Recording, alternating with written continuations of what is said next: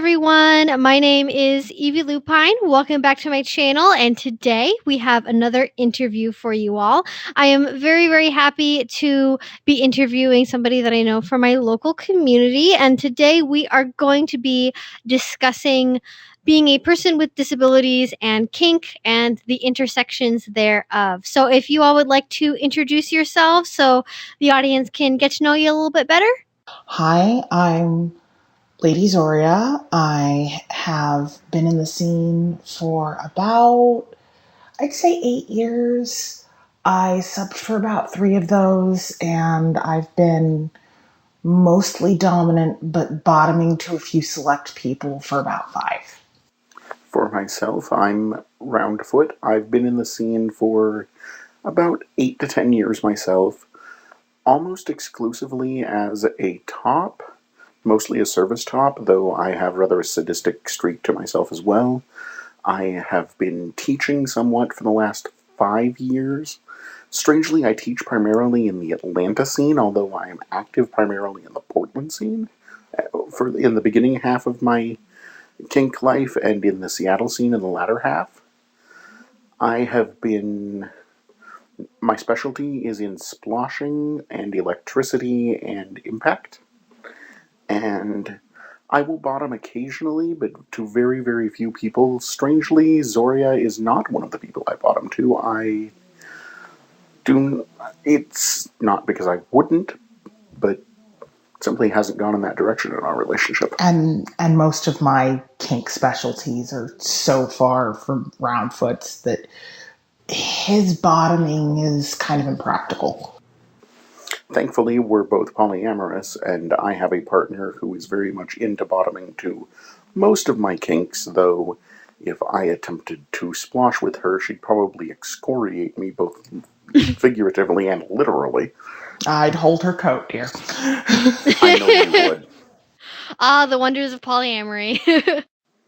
So, I guess being a person with disabilities and interacting with the kink community, I know over the years of me making YouTube videos and podcasting and all of this, I've gotten many questions from people that I feel ill-equipped to answer, being somebody who does not experience disability as part of my daily life, neither in terms of having an intimate partner or in terms of my own personal experience. And I think where I want to start off is I know a lot of people who are either new to the community or who are eager to join but are apprehensive because they may experience issues with, limited mobility, not knowing if their disability may or may not be something that can be accommodated at an event, especially things that involve classes or teaching.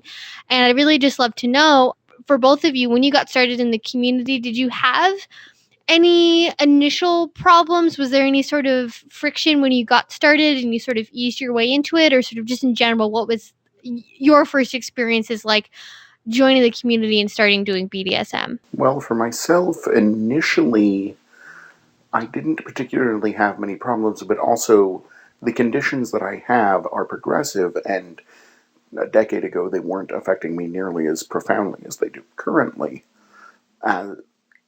I have been a wheelchair user for the last 4 years as a result of a condition known as Ehlers-Danlos syndrome, which is surprisingly common within the EDS, or within the kink community, strangely. Yeah, I think I know 2 other people that have it that are also kinky. Yes, and several prominent educators in the field also have it. I've never quite understood why, although having a condition that makes it easy to get into odd positions I can see being useful for rope bottoming, but that's about it. I also have been recently diagnosed with a neurological condition known as moya moya disease, which doesn't have all that much impact on my kink, except for the minor detail of predisposing me towards strokes, so rather... And no cranial impact, please. Yeah, rather severely limiting my ability to bottom to impact, especially anything having to do with face slapping or any other sort of cranial impact. My experience, however, once my wheelchair came into play, has been that a disturbingly large number of venues for both munches and for play simply do not have any accessibility whatsoever. And this is the case in the Seattle scene, and Seattle is a city that tends, on the whole, at least in private venues for other events, to be rather wheelchair friendly. Don't get me started on the sidewalks. The city needs to be taken out and shot for them.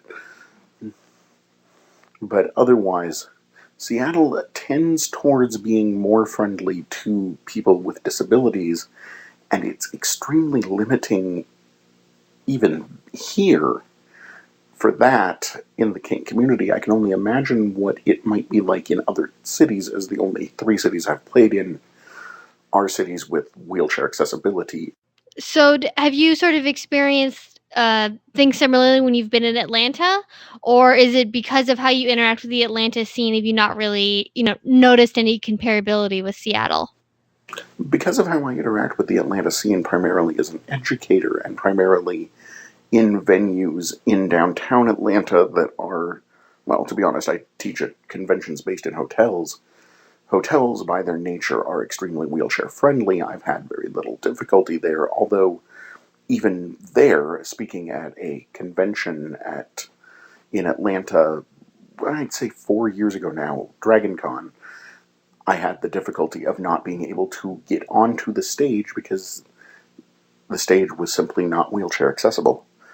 And that has been my difficulty in most places, is stairs are my nemesis, and stairs are everywhere. Because of the nature of what it is that we do, we are often required to hide ourselves off in basements or in attics, or gather in bars that have downstairs or upstairs facilities. And usually, in my experience, those bars are old enough that the ADA doesn't apply, and they, as a result, have no way for someone in a wheelchair to get there. This isn't to say that it's impossible. I have never, in my experience, had... Oh, correction. I have never but once had an experience where someone has told me that I should not bother attending their event because of accessibility issues. My issue has been more with people not telling me about events at all in the first place because they would rather not embarrass me with having to deal with accessibility issues. And in a lot of cases, as strange as this sounds, the people in venues who make it easy for me to attend, as in who don't try to hide from themselves from me, tend to be the ones that I can't actually get into because of accessibility issues. The ones that don't publicize what they are, what they do, and that refuse to talk to me about accessibility issues because they're embarrassed about how inaccessible they perceive themselves to be, tend not to be at all. So so it sounds like it's more of an issue of people just assume that they are not accessible enough, and it's not, less so that they don't want to have to go to the bother, but they're like, oh, I don't want to invite somebody just to have them not be able to go, so I won't try at all. Is that sort of the feeling? That's exactly it, yes. And as I've said many a time, don't worry about reminding us that we're disabled. We know this. We encounter it every single second of our lives. Let us decide for ourselves whether we are able to access your facility or not. I realize that to a lot of people, the idea of going 20 minutes to a place only to find that they can't use it and then turning around and going home seems uncomfortable or odd. To me, going 2 hours to a place and finding that I can't use it and then turning around and going home is par for the course. So don't try to hide. Don't be embarrassed. Don't think that it embarrasses me somehow to be reminded that I'm disabled.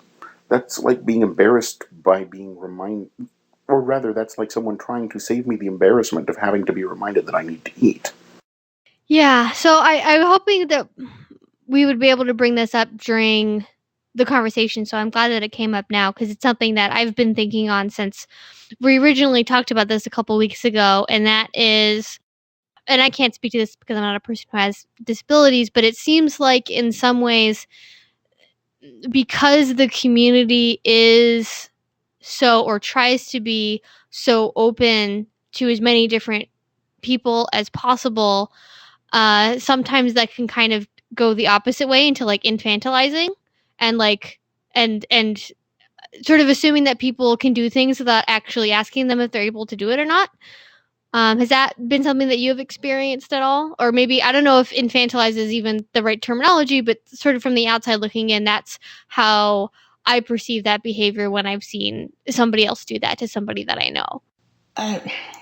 Yes, actually. And I feel like I've experienced that more than anything else because while I am a part-time wheelchair user, I don't need one nearly as often as Roundfoot. I'm still reasonably mobile and I am fighting tooth and nail to do that because one of my potential conditions that runs in my family is a very strange form of muscular dystrophy. But luckily, with decent amounts of exercise, I can keep it at bay. A lot of where my issue comes from is the psychological disabilities that I have. I have a pretty profound learning disability, and most people wouldn't know it because apparently I'm semi-articulate. The issue that I tend to run into is I do not deal well with loud noises, and I do not deal well with sudden noises, and certain things are very extreme triggers for me. I remember an evening where I was bottoming at an event when I was living in Baltimore. And the Baltimore scene was very welcoming to me. And honestly, I think their play space is one of the best setups I've seen. I don't remember if they had a wheelchair ramp, but pretty much everything except the restrooms were on one floor. Are you talking about the Baltimore Playhouse? As a matter of fact, yes. The restrooms are up a flight of stairs, but at the same time, pretty much everything is on one floor, and that was fantastic because it meant I only needed to strain my knees maybe twice that night. But I remember I was walking around blindfolded, and I was with a top that I trust implicitly. If he told me to jump in front of a speeding train, I'd do it no questions because I'd be sure he'd catch me. So I'm walking around blindfolded, I can't see what the hell is going on, and I hear him give someone permission to touch me. Next thing I know, I feel two hands slap my ass as hard as they can on both sides. I felt like someone had shot me, and that wasn't his fault. But, after that, somebody came up to me and said, "Honey, I think if that's the way you react to sudden noises and sudden touches, maybe the scene isn't the place for you." Oh my gosh. And I broke down sobbing. My top, to his credit, kept his mouth shut, which for him is hard. He was trying to focus on my aftercare. If the top in question is who I would wager it to be, incandescent doesn't even begin to describe the level of rage he likely felt. And that is only one case I can think of. There is another case. I won't go too heavily into details, but somebody felt that they understood my condition better than I did. Part of my aftercare is my top goes off and gets me a drink and gives me a moment to catch my breath. And then we do the touchy-feely. She interpreted this as she's been abandoned. I have to step in and be the superhero. And I appreciate that. I really do. Because if I had been abandoned, that would have been great. But I hadn't. And she didn't ask. And she just assumed she knew what I needed. And wound up step by step just making it worse. So, and the people in the Richmond scene, for the most part, know that I'm psychologically and physically a little gimpy. And they all mostly know me, and they have kind of started passing the word around that one person has been very diplomatic about, yeah, she's a little fragile, just make sure you've negotiated everything ahead of schedule. And one of them has been, don't touch her, don't go near her, she's fragile. Ugh. Yeah. It's been a ride. I try not to be bitter about it, but it's really hard because bitter has lately been the name of the game. Yeah, I don't blame you for feeling that way. I think it's very frustrating to even listen to that happening, so I can scarcely imagine what it is being on the receiving end of that. I don't know maybe how much of this is also coupled with being I'm correct me if I'm wrong here, but I'm assuming female presenting. Yes, I present very female. Yeah, and having to layer that on top of all of the other things also going on, I think that in some cases can amplify, especially if you're being a bottom in that moment and people are seeing you act as a bottom. They're like, oh my gosh, there's like this fragile, broken thing. I need to fix it. I need to help it. And regardless of what somebody's identity is or preferences are in the scene, like just jumping in into somebody's aftercare or telling somebody whether or not they're allowed or should be doing BDSM is just antithetical to my belief system of how BDSM should work. Like, if we should all be human beings with their own autonomy and being able to make consciously informed decisions, and part of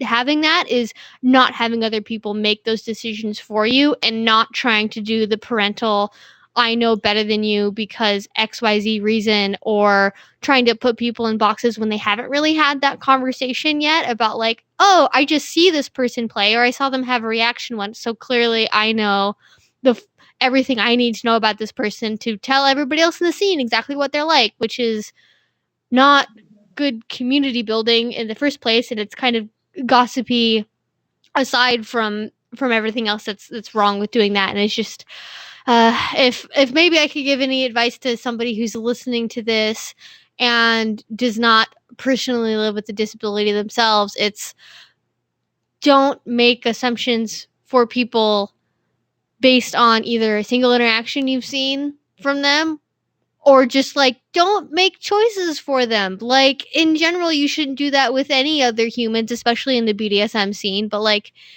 ask first, have conversations, get to know humans. It's a good idea. Yes, please.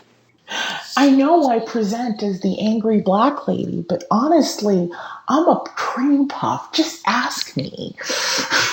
And I will say that when it comes to autonomy and individual how to put it, recognition of validity, it's remarkably common that once someone sees that wheelchair or sees that walker or sees that cane, they assume that our level of intelligence and our ability to advocate for ourselves have either gone down or become utterly non-existent.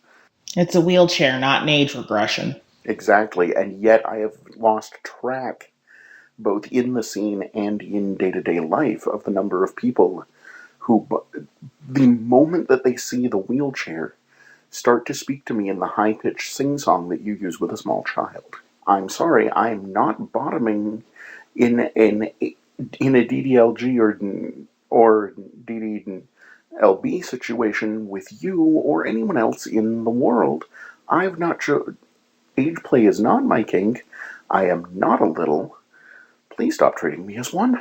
So it sounds a lot like, I'm trying to think of how to phrase this, but it sounds like there is a very direct correlation between when people can see a physical representation of what people are like, oh, this is what a disability looks like, and being able to physically identify it, maybe more so than a like just general knowledge of somebody living with a disability that causes somebody to treat you differently.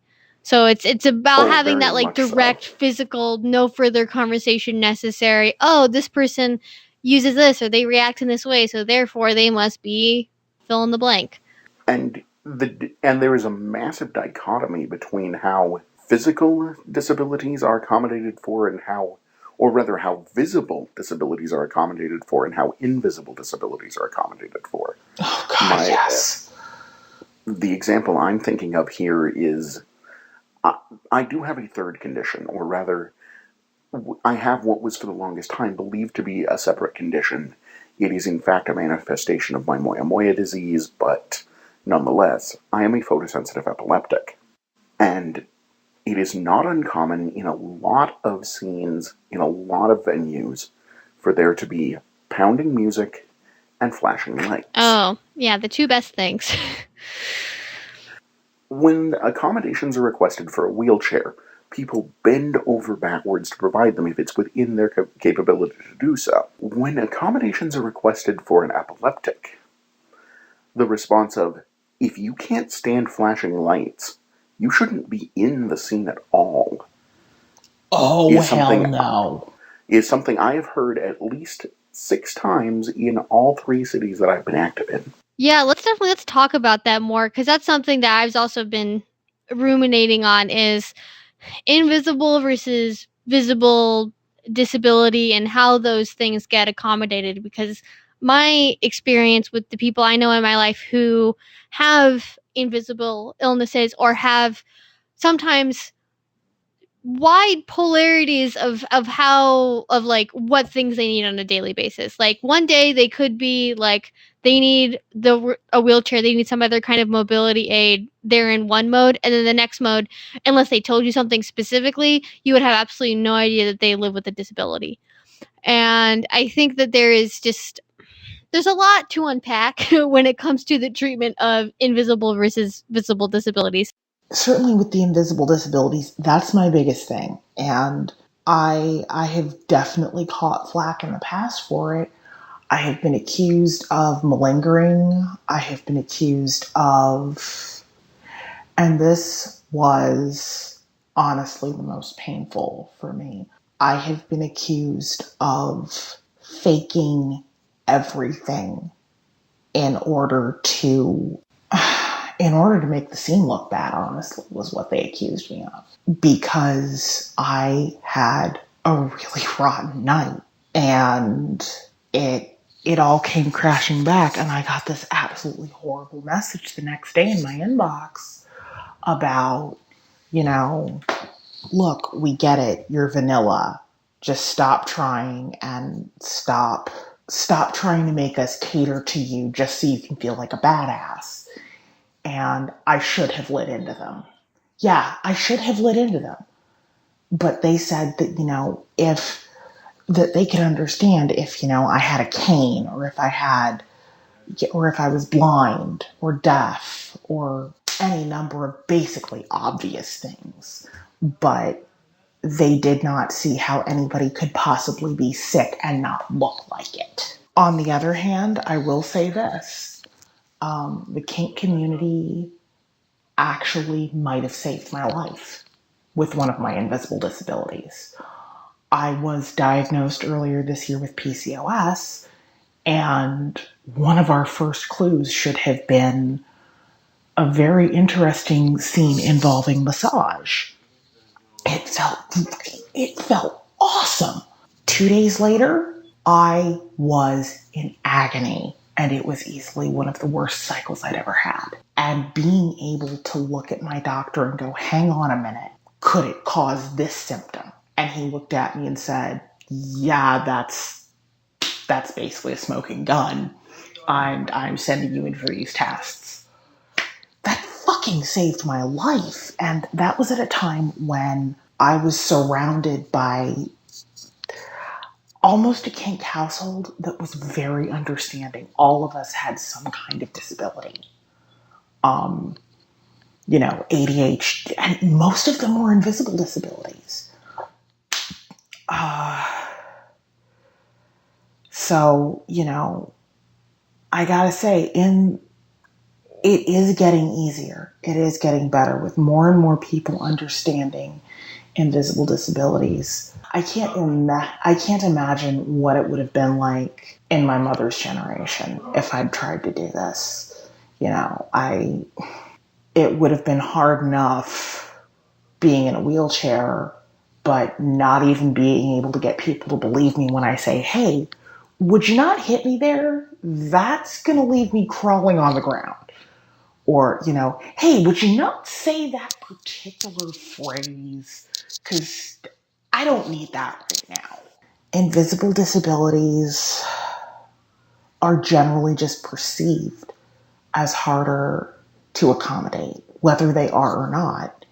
It wouldn't be that hard to turn down the music. It wouldn't be that hard to offer an area where there aren't flashing lights. But everybody acts like you're ruining the fun. Well, if that's what you need to have fun, maybe reassess why you're doing this in the first place. I'm sorry, that was horrible. I shouldn't have said it that way, but If your pleasure requires entirely that my ability to experience my pleasure be denied, then is it necessarily me who has the issue?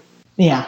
So, would you say that this is an issue that comes up primarily at public dungeons or in private venues, or does it kind of depend? Because I'm trying to picture how this situation would play out at, say, somewhere like a kink convention versus somebody who just happens to host parties out of their suburban home, once a month on a Saturday night. Is there any significant difference between those two? Well, speaking to that from my point of view as someone who plays in both situations, I've actually found that the private parties tend to be a lot more accommodating, in part because the parties that I go to are hosted by people who know me, who know what it is I can and cannot do, who are willing to accommodate by the nature of the fact that they have invited me to be there. I mean, you and I attend some of the same parties, Evie, and you've seen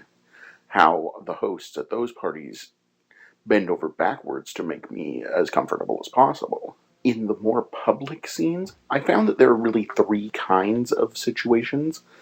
There's the private parties that are very accommodating. There's the public venues that are BDSM focused, that tend to be somewhat less accommodating, but not because they don't want to be, but because they haven't figured out how to.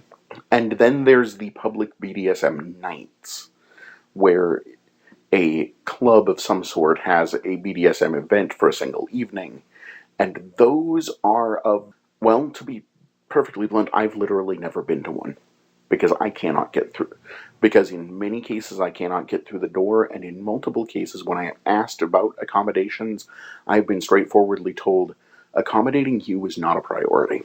I've had that experience too. While I don't tend to have quite that issue, of course, with the same accommodations at a public night, I don't play at public club nights often. I mean, I'll go, but I don't tend to play simply because, yeah, that issue is there with accommodations.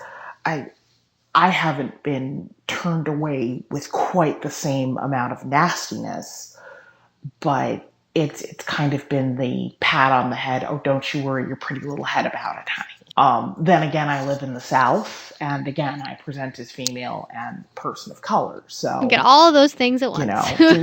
oh yeah, and Southern chivalry is not what it used to be, but when it's there, it's there. And yeah, the private parties mostly do seem to be easier because 9 times out of 10, even if they're not held in a very accessible home, it's a smaller crowd and they tend to be a bit more accepting of, hey, whoa, let's negotiate this first. Let's just talk about, what's going to go on. I find it's harder to really assess a situation in the public scenes. And everybody kind of expects that if you're there at a public party, all bets are off. And I'm figuring that's probably just the scene that I interact with the most.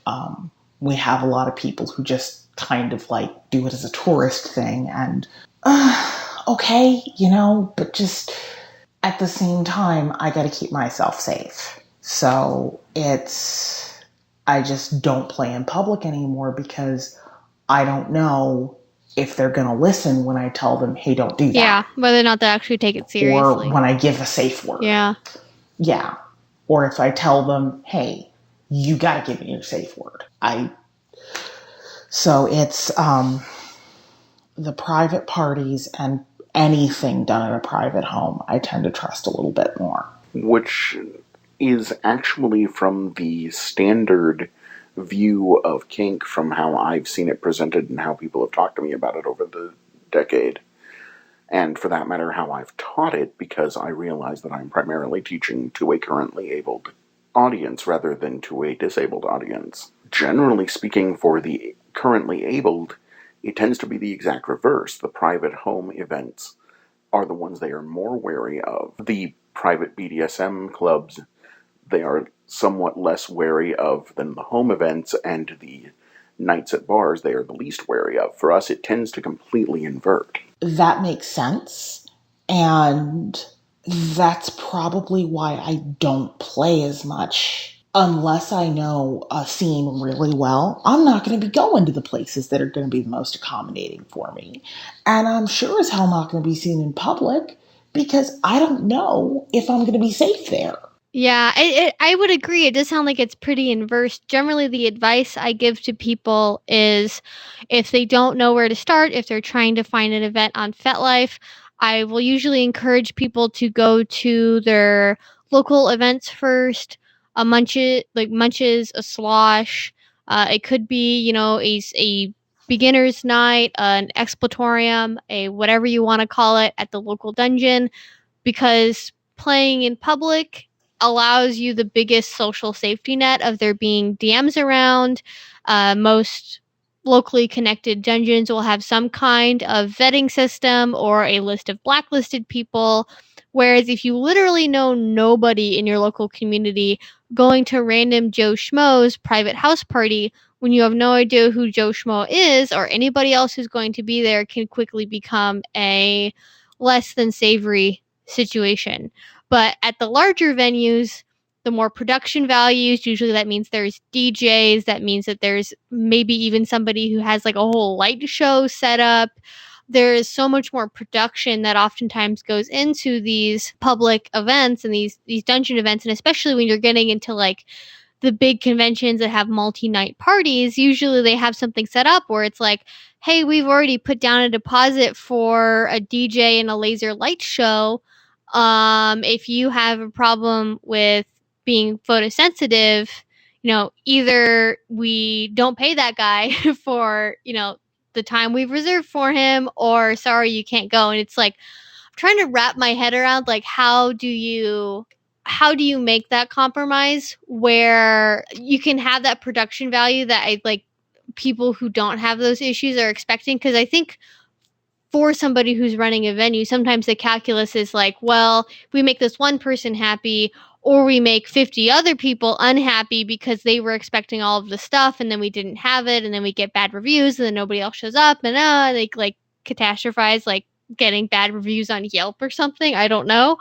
Like what is the calculus there, and like figuring out, like, is it just you have to hope that they're going to have some kind of alternative? And I can't even imagine what it's like in Europe, because in Europe, from my very limited experience, the people I know who are in those communities, they are almost entirely based in bars being converted for nightclubs. And so it's literally it is the pumping music and the light show and closed spaces where people are touching you and you may not even know who it is. And that would be absolutely like not something where people are going to be like, yeah, sure, we'll stop doing all of that for one night. Like I cannot even imagine how much difficulty that would cause. Yeah, I can say this about the nightclub scene, because there is one nightclub that I've ever been willing to trust with myself, and even then, not as much as I used to. There's a nightclub in my city, and I'm not going to name names or anything. They tend to have every Friday is Fetish Friday. So they'll pick a theme of fetishes for the month sometimes. And one month was weather. So this sounds like it could have gotten all wet at some point. Oh, God, he went there. I have a pun and I'm not afraid to use it. In fact, the first night was rain. And that was really cool. It was really interesting how they worked with all of this electrical stuff and yet still managed to have it rain in the bar. There's one problem. This bar used to be a furniture warehouse, and the floors were brick. A song is coming to mind. That song is Slip Sliding Away by Paul Simon. Oh, you read my mind, dear, and I made the mistake of wearing heels. Oh, yeah, I had to get carried home because I had sprained both of my ankles. And I was not the only one. So, rain nights were officially struck from the list. Snow night was just embarrassing because rather than have like fake snow machines, they had foam falling from the ceiling, which got everywhere and got into people's drinks, and a few people went home sick. But the fetish nights, we have a very small kink community in my town, and that's part of the reason why on the rare occasion that I do step out and do the club night, I can generally trust it. But I'm also very cautious because you've got all kinds of people just swinging through. But at the same time, that was the first time I got to try out electrical play, which is now one of my favorite things. Oh my God. It was one of the first times I got to try out, oh God, what was that again? Right. It was one of the first times I got to actually witness a single tail whipping. The area was way too closed for it, but at the same time, it was fucking magical, and if I ever have the courage to do it, you better believe I will. So, for myself, the question that you were asking was about accessibility and where to go to get into the scene when you're disabled. It sounds like it's a little bit of trial and error. Like you just have to kind of hope somewhere's going to be accommodating and see how the response goes. Or is there a certain process you use, or just in general your advice, I suppose? Well, for myself, my experience has been munches are the best place to start. Far and away, munches slash sloshes are the best place in the world to get your foot in the door, just like it would be for someone who is currently abled. It's simply that we tend to direct down a different path than the currently abled would generally go for once starting with those munches. And that can be very difficult because in a lot of the larger scenes, the expectation is you won't be vetted. The only way that you will be vetted into the private parties is by playing at the much more public ones. And the only way that you'll get in the door at the public clubs in some towns is to start at the bar scene, and that is rendered, if not impossible. I mean, you had enough trouble at that rain night that you were mentioning. I can only imagine what it would have been like for me as a user of a power wheelchair. Yeah, and with the lightning flashes, there was no way I was going to bring somebody with epilepsy in there. Honestly, I think my best advice for that, have a buddy. Find somebody to bring with you.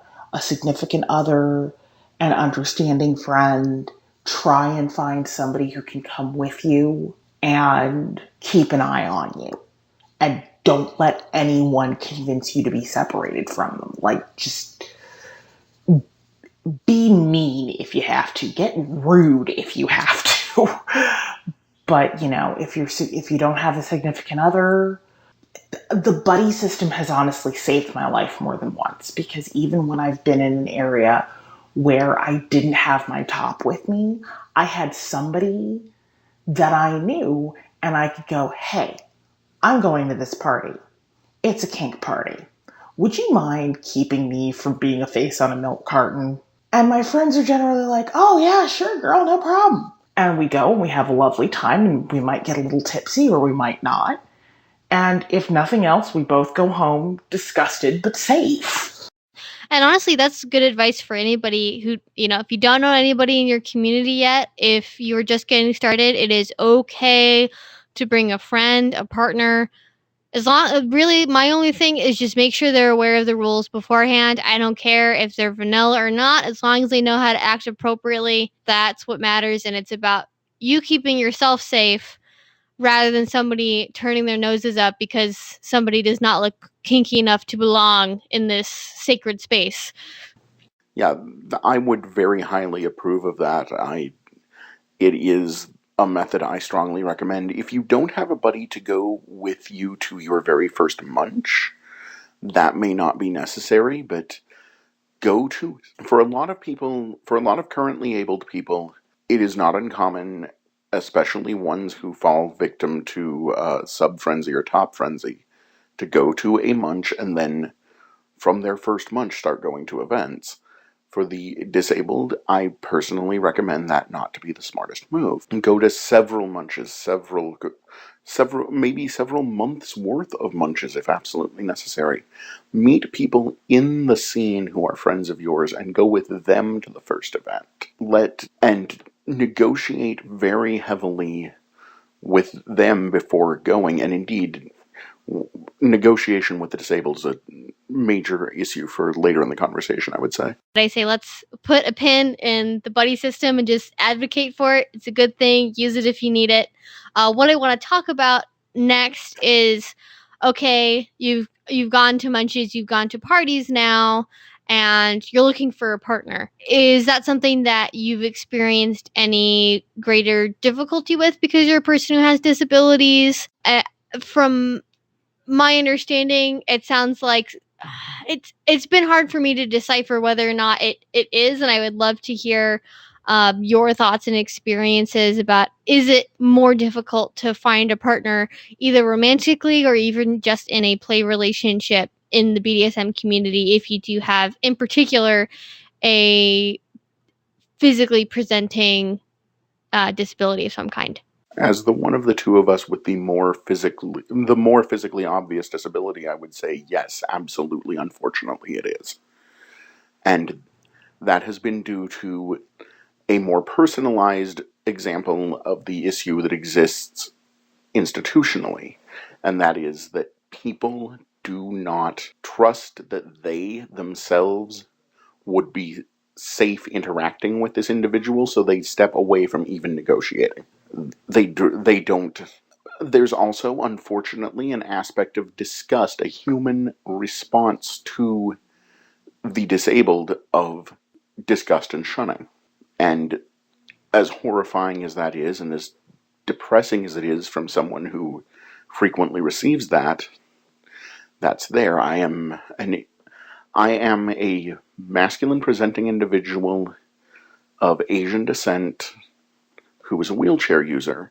The fact that I am a person of color and the fact that I am male don't really, I've noticed, have much of an effect on relationships, on people who are willing to initiate them with me, nearly as much as the presence of the very reason that I am called Roundfoot, the round feet that I roll around on.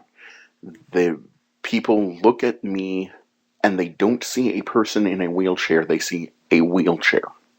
I have had people come up to me months, if not years later, who have said, after getting to know me for a very long period of time, that they would have been interested in playing with me or starting a relationship with me, but they couldn't get past their own hang-ups.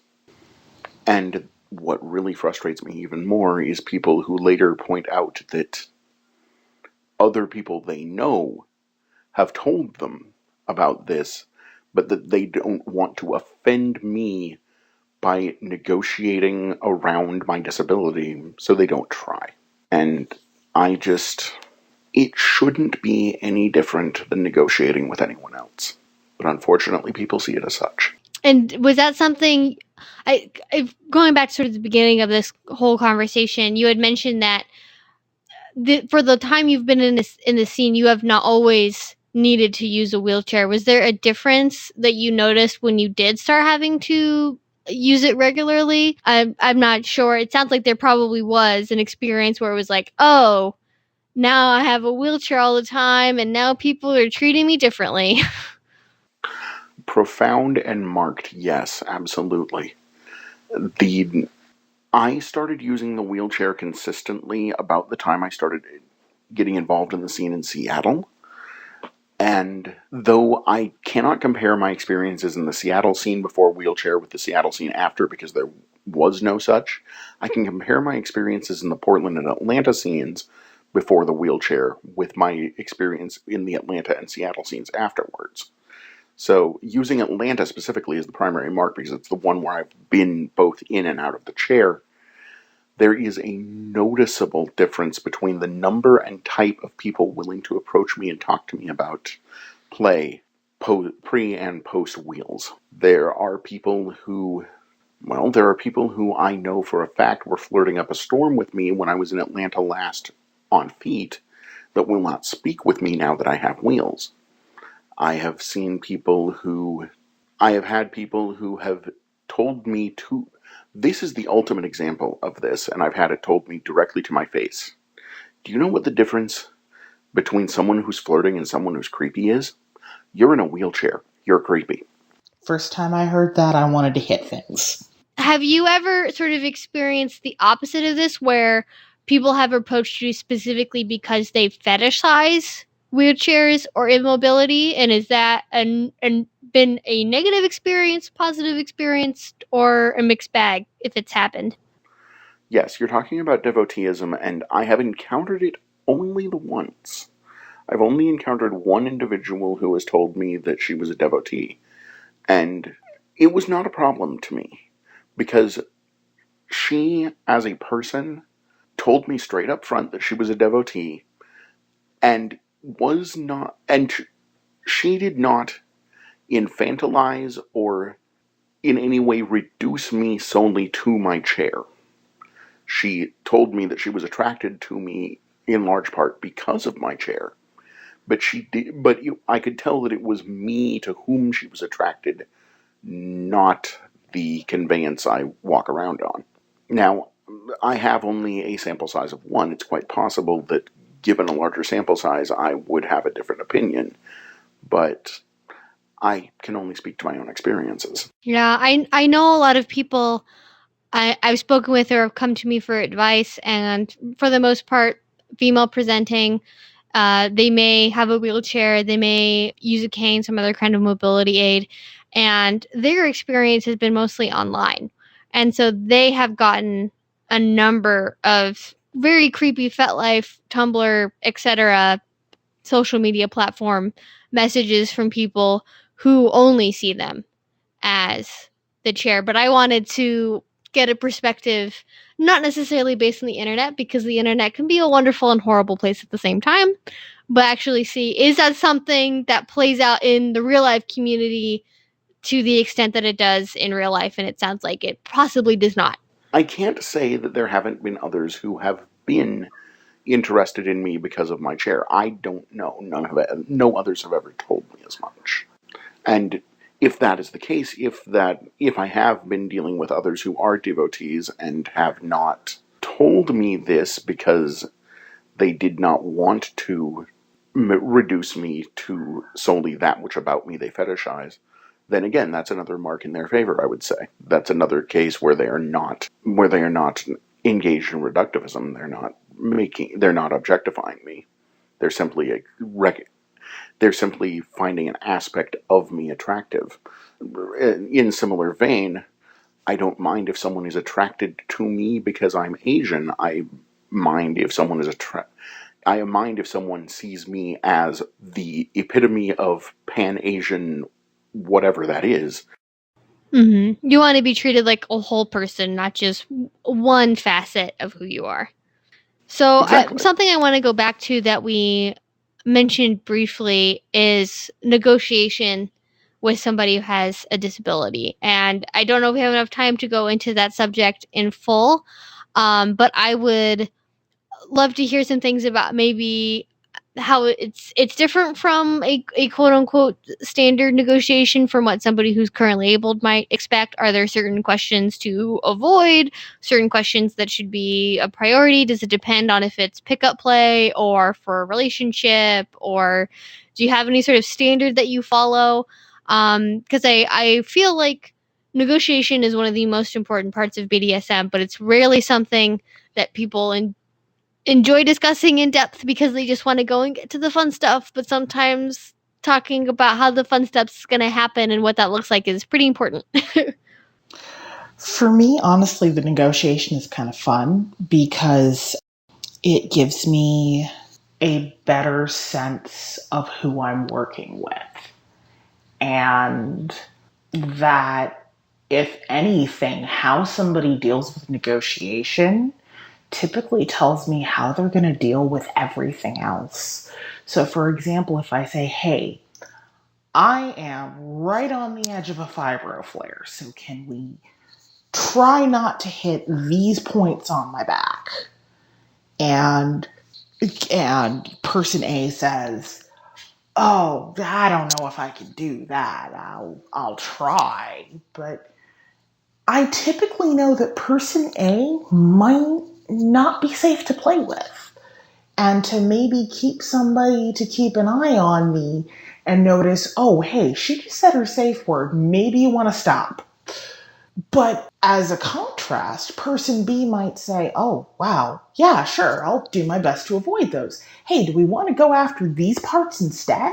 Okay, this is a person who's actually paying attention and is neither intimidated by what they're hearing, nor feels that they know their body better, nor feels that they know my body better than I do.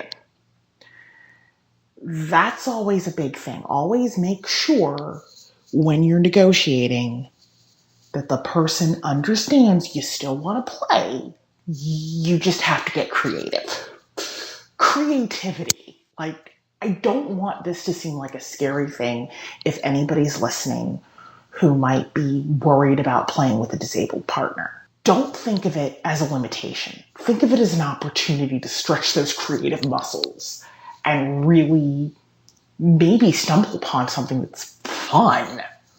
I find that this very much reminds me of what I hear a lot when people talk about tying up quote unquote big rope bottoms, aka somebody who's not a yoga master size 4 and under person, at least in terms of people who see it because they see shibari photo shoots. But that oftentimes the limitation is not because somebody's quote too big for rope, because rope should ideally be load rated for way more than like what any person who's not like literally the size of an elephant would weigh. But that it's more about the skill of the top and the creativity of the top who's actually going to be tying the person up. And oftentimes their skill set and their creativity is so lacking because they've never believed that that kind of person, air quotes, deserves to be tied up or is able to be, because just psychologically they assume that it's not possible, when going by the numbers of how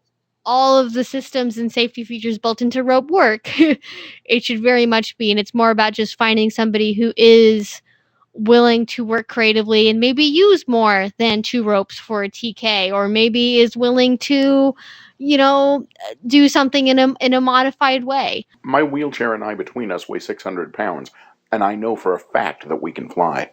I have seen people be suspended that are at least in excess of 400 pounds, very, very large bodied people. And it's not like a gawking thing, as in like, oh my gosh, wow, look at this person. How can they possibly be up in the air? It's like, them, they're just doing it. Them and their partner, they're having a good time. And it's not about, you know, the novelty of it or like treating it like a freak show. It's the joy of seeing someone having fun. Now, when negotiating with a disabled top, what comes into play is remembering that we also have limits. So if you come to, for example, if you come to me asking for a scene that is going to require me to stand up for a long period of time, you have to understand that that may not be doable and that there may be times when I'm going to need to take physical breaks. And that is something I think needs to be factored in, not just for the disabled, but for the currently abled as well. Negotiate around not just the desires of the bottom, but the capacity of the top.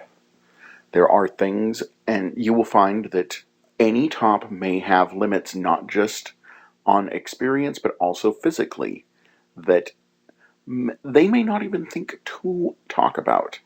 And I think that's an important question to add to any negotiation from either position. Is there anything that you need to tell me or that you would like to tell me that might limit you physically during this, and how can we work around it? I would like to see that question asked in both directions becoming a standard throughout the BDSM world.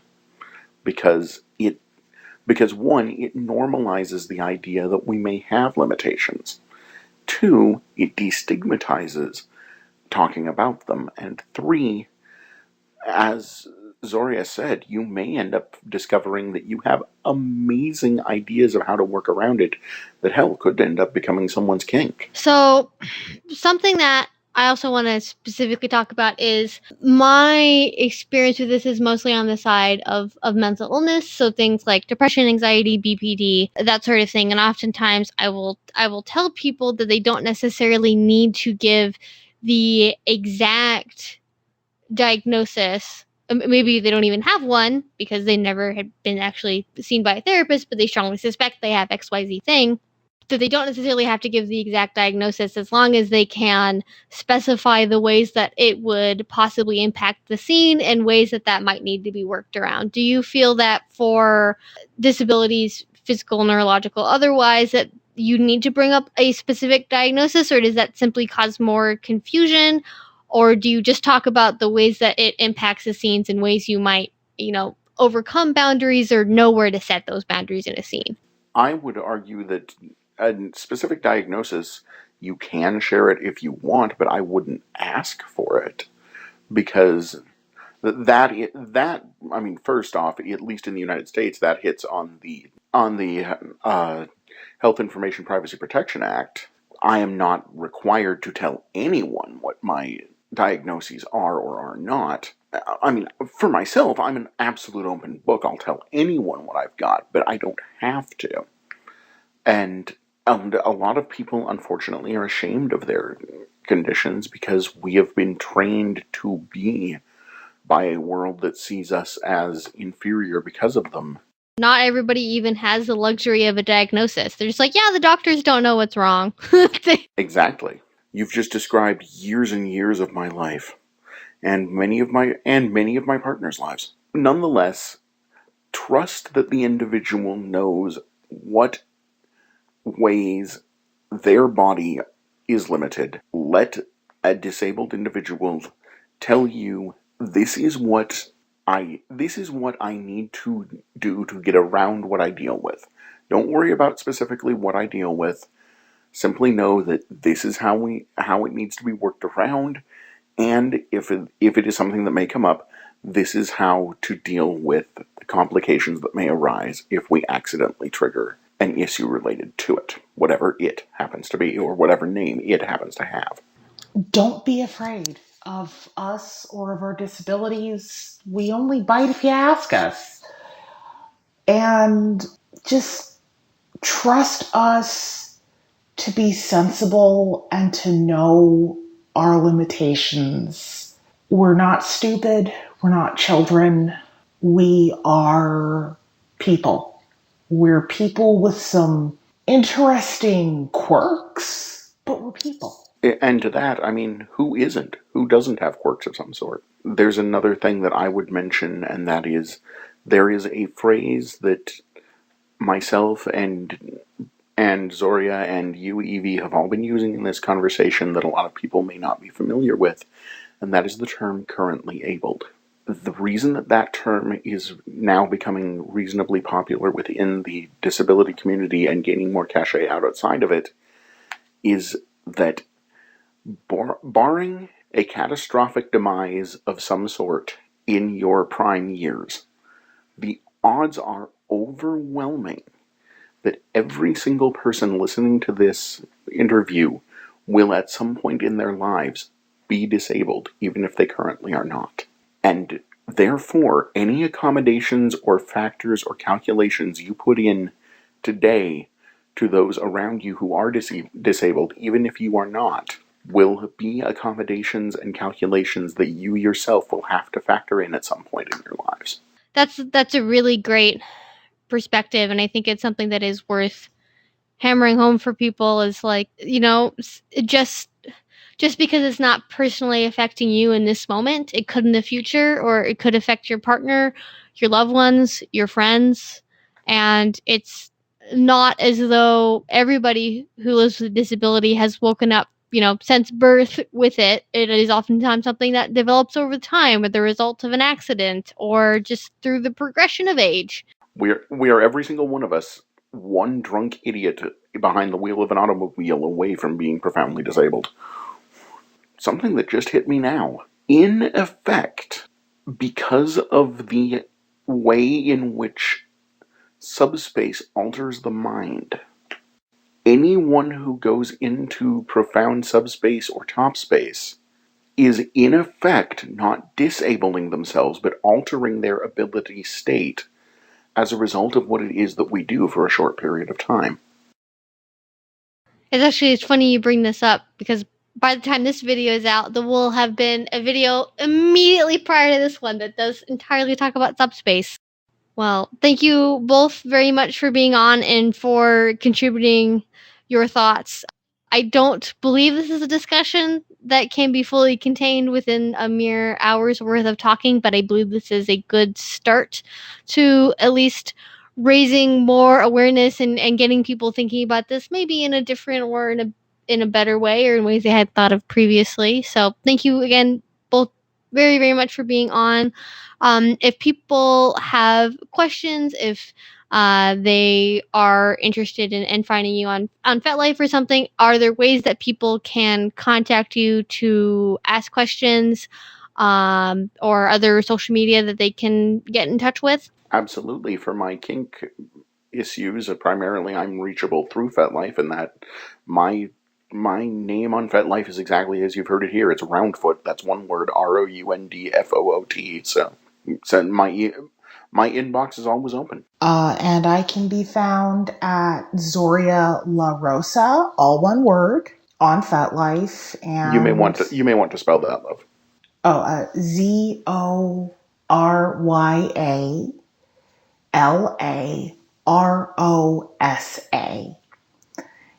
And again, that's on FetLife. That's pretty much the only place I'd like you guys to be reaching out to me, just because of the nature of this and because of the nature of my real life. I'm pretty much an open book. Just be kind, be respectful, and I am more than happy to answer y'all's questions.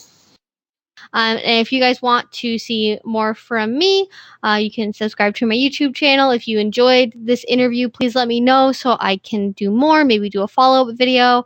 I would love to get feedback and suggestions. And until I see you guys next time, or hear you guys next time, hope you have a great rest of your day and a great rest of your week. Bye-bye.